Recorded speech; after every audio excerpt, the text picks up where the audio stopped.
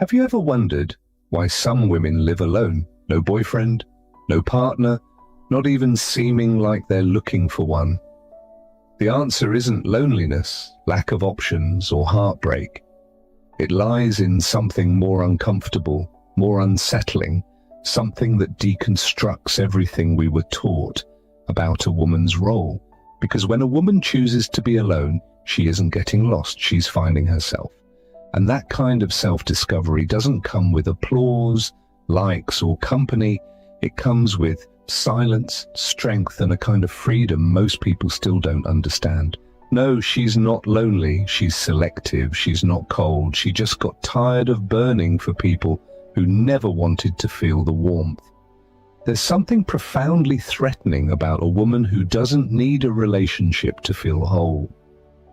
Because that shatters the logic of control, dismantles the myth of emotional dependency, and reveals a brutal truth. Most men don't know what to do with a woman who doesn't need saving. And most women are still learning to recognize themselves in that silent, yet deafening mirror of power. Carl Jung once said that everything we deny in ourselves becomes part of our shadow. And many of these single women are actually a reflection of the collective shadow. They are what many dream of becoming, but few have the courage to embody. They don't scream for love, they whisper their choices. They don't put themselves on display to attract attention. They retreat to preserve themselves. They're less interested in charming princes and more in their own peace. And that makes people uncomfortable, because while the world demands urgency to be with someone, these women have discovered the power of being with themselves. The woman who lives alone without a boyfriend isn't lost. She's operating on a different level. A level where nothing is begged for, it's chosen. Where approval isn't needed, presence is enough. And maybe that's why she sparks so much criticism, so much judgment, so many attempts to label or explain her. But what many still don't understand is that behind her apparent absence is a presence that fills, that transcends, that challenges the emotional status quo. She doesn't want just any kind of love, she wants something that doesn't shrink her. And until that comes along, she stands strong, whole, complete. Maybe you don't get it right now. Maybe you think it's exaggeration, pride, or emotional damage in disguise. But deep down, way deep down, there's a question inside you, a quiet one that pulses even when you try to ignore it. What if that silent path is actually the only one that leads to the most important kind of love, the one that starts with you? The silence that surrounds a woman who lives alone is not emptiness, it's a sanctuary. And those who don't understand the value of that space often call her cold, distant, or even arrogant. But what few people see is that she didn't build that fortress to shut the world out. She built it to not lose herself. Carl Jung also said that everything we don't face in ourselves, we end up projecting onto others. And maybe that's why so many women still confuse solitude with absence, when in reality, it can be the fertile ground for self-discovery. While most people look to fill themselves through external connections, this woman turned her gaze inward. And there, in the vastness of her own unconscious, she faced the ghosts she avoided for years. Childhood wounds, unspoken abandonments, attachments disguised as love. Her decision to be alone didn't come from an open wound, but from a scar that finally healed. She didn't stop believing in love, she just stopped accepting what others called love when it only made her feel smaller. This woman knows chaos. She's loved until she lost herself. She's given too much. She's begged for crumbs that never should have been offered in the first place. But at some point, she woke up. And that awakening wasn't sudden. It was a series of disappointments that stopped hurting and started teaching. What you see now isn't coldness, it's emotional maturity. And maturity is scary because it demands presence, depth, and truth. She doesn't want just any company, she wants reciprocity. She's no longer attracted to promises but to real presence. So maybe that's why she seems unreachable to many. Because she doesn't want to be saved, she wants to be seen. And that takes more than charm or sweet words. It takes courage to dive into the depths where few dare to go. And that's where many give up, not because she's difficult, but because she's whole.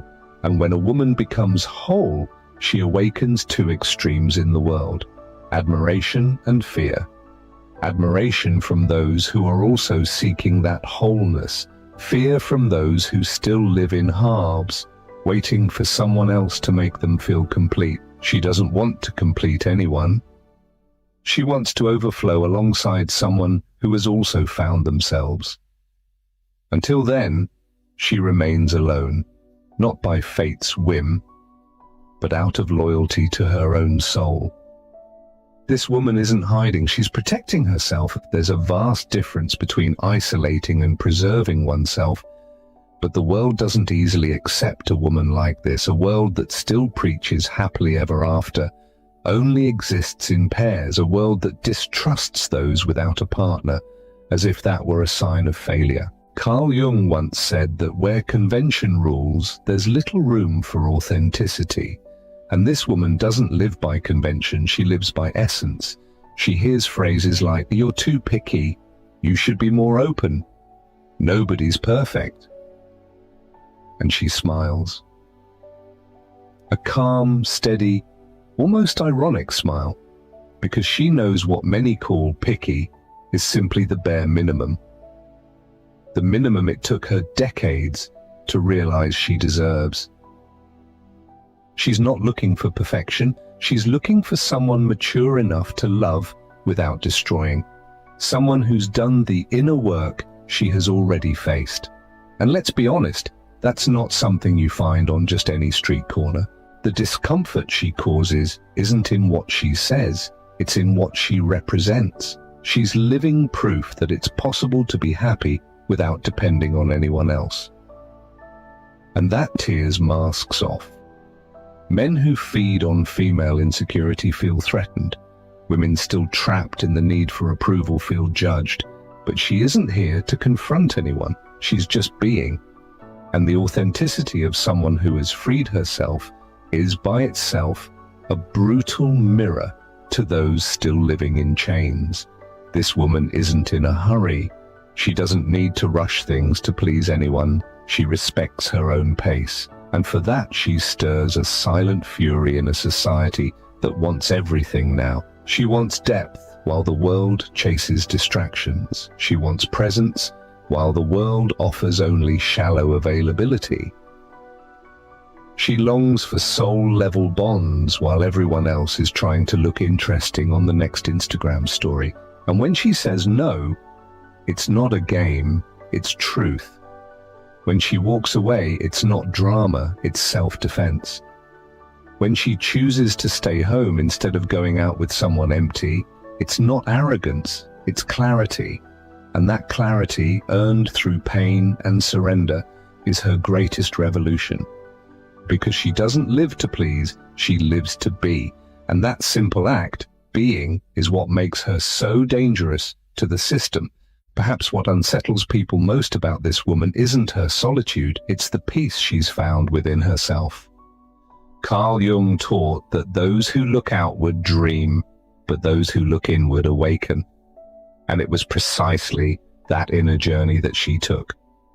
It wasn't easy, it was a grueling process of stripping off masks, facing the ghosts of emotional dependency, and rebuilding herself piece by piece. She no longer defines herself through the eyes of others. She sees herself through her own eyes. And that changes everything. How many times have you wondered if being alone is failure or freedom? How many times have you felt the need to justify yourself for not having someone by your side? This woman has felt that too. She once thought there was something wrong with her for being alone in a world that idolizes couples, even unhappy ones. But one day, she understood. It's better to be alone than to be invisible in a relationship. And that day, she made a pact with herself. Never again would she accept less than what she truly deserves.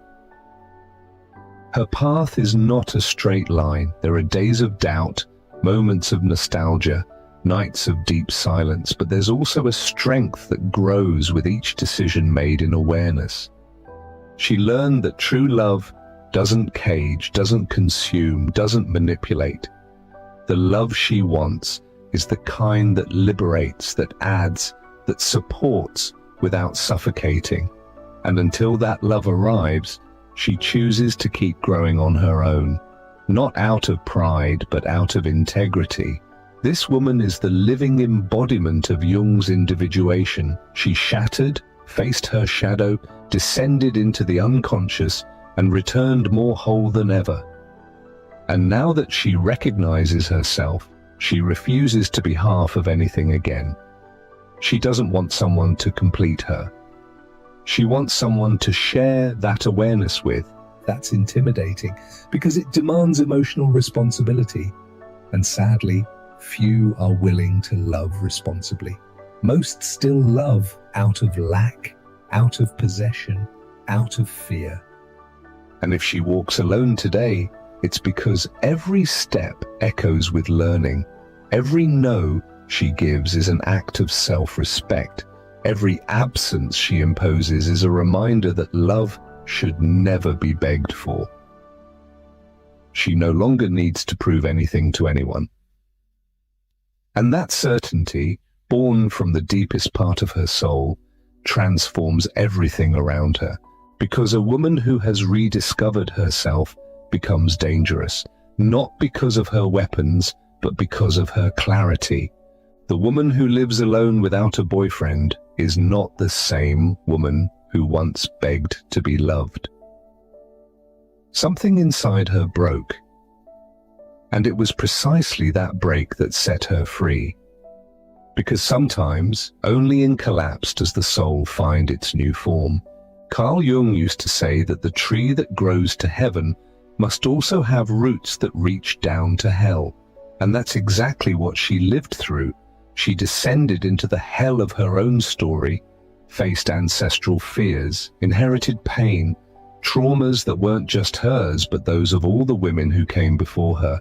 She broke cycles. She said no to relationships that repeated the same toxic script. She learned that it wasn't her job to heal anyone, save anyone, or accept crumbs out of fear of being alone.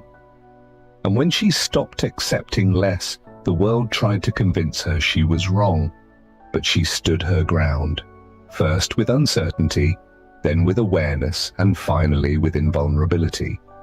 Because someone who has lived in their own abyss no longer fears absence. She learns to nourish herself with silence, to warm herself with her own presence. She's not unreachable. She simply no longer allows herself to be invaded. There's a world of difference between opening your heart and letting yourself be torn apart.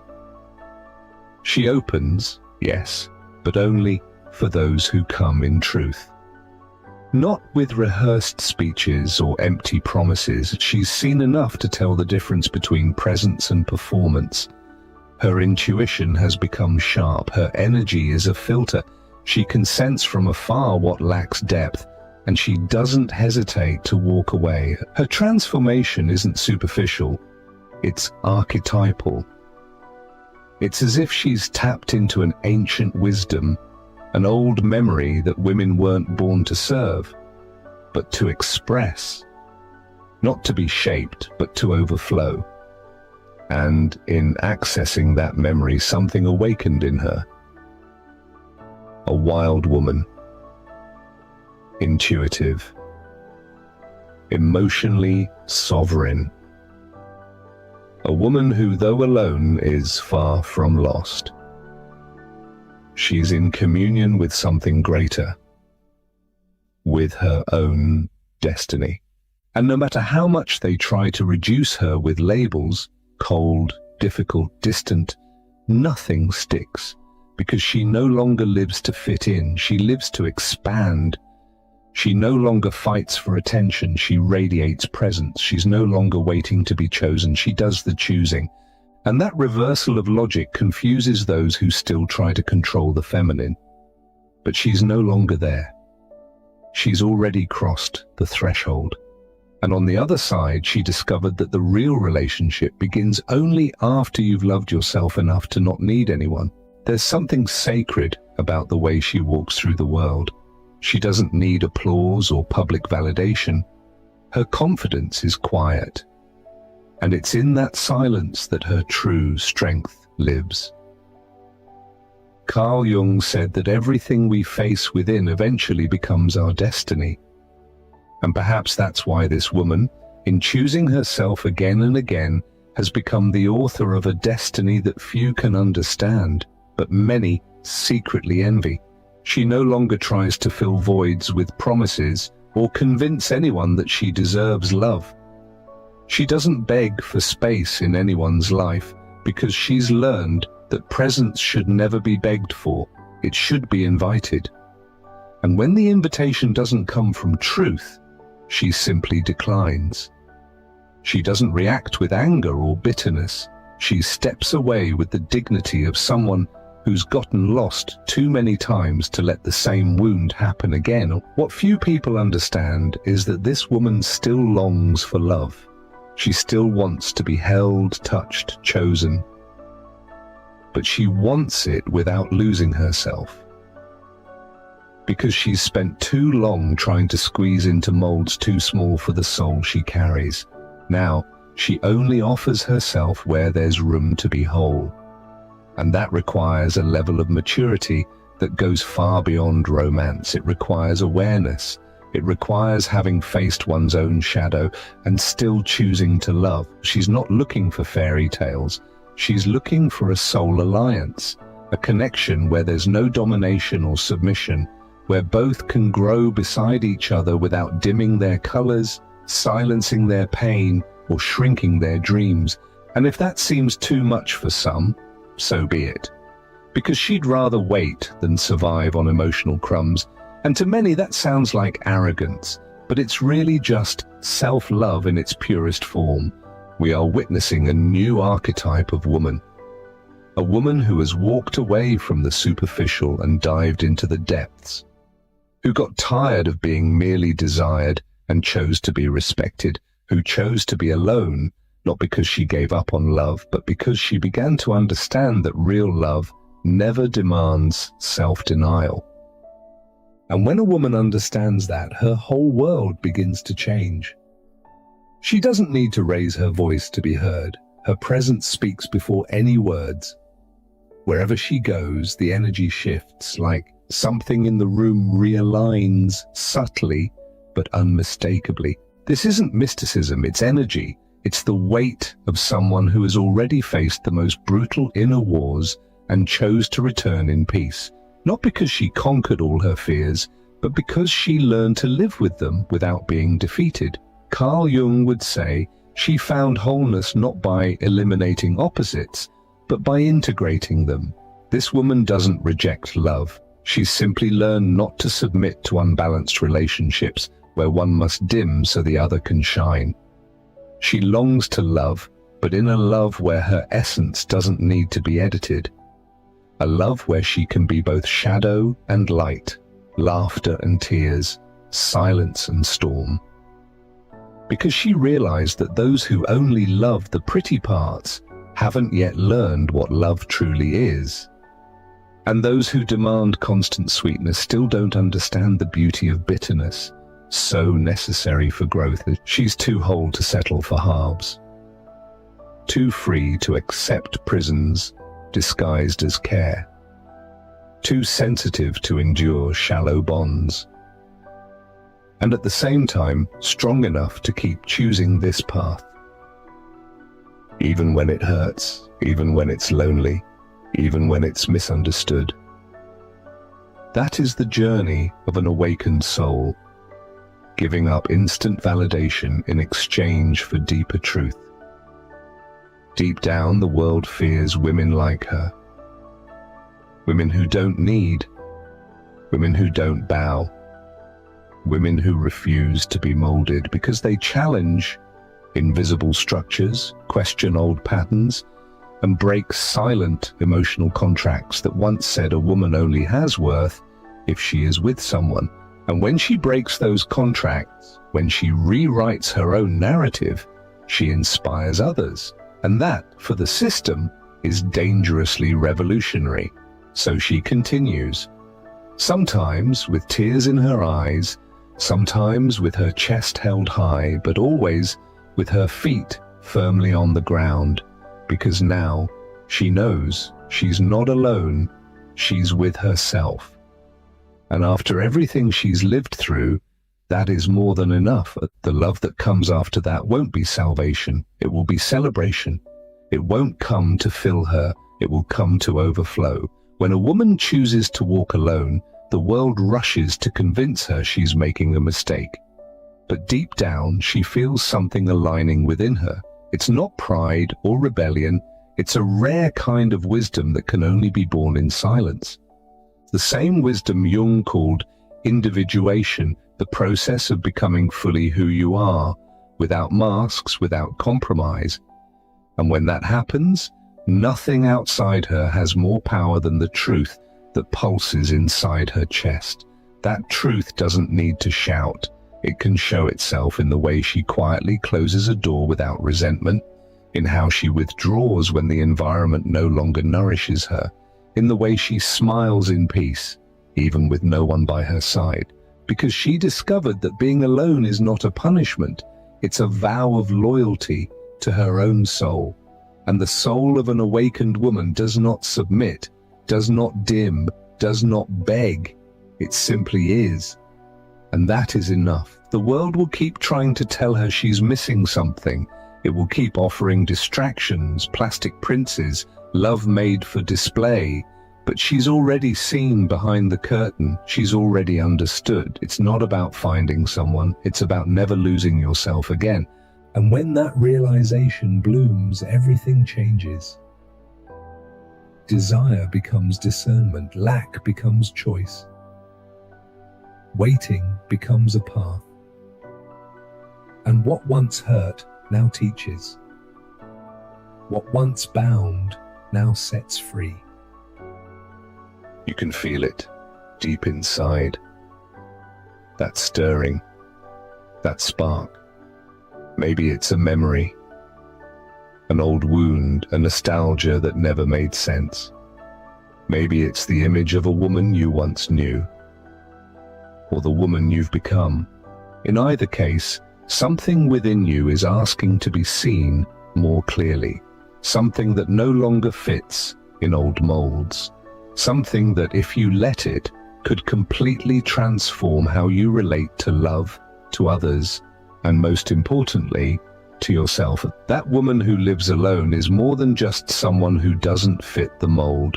She is a living symbol of emotional freedom, a reminder that it's possible to rebuild without hurry, without fear, and without needing to prove anything to anyone. She doesn't walk ahead of anyone, but she doesn't follow either. She carves her own path, unique, inviolable. And along that journey, she lights little fires for others who are waking up too. If something inside you was touched by this story, maybe it's because deep down, you too are ready for a new kind of love. A love that begins with reconciliation with yourself. A love that feeds on silence, presence, and truth. A love that can't be negotiated, begged for, or disguised. And if that love hasn't come yet, maybe it's because you first needed to become the woman who no longer accepts less than she deserves. And if this message found you at the right moment, or awakened someone you forgot was living inside you, then I invite you not to keep it to yourself. Share this video with other women who need to remember their own strength. Like it, comment, and subscribe to this channel. Not out of impulse, but out of choice, because when something touches the soul, the least we can do is let it keep resonating within us and through us.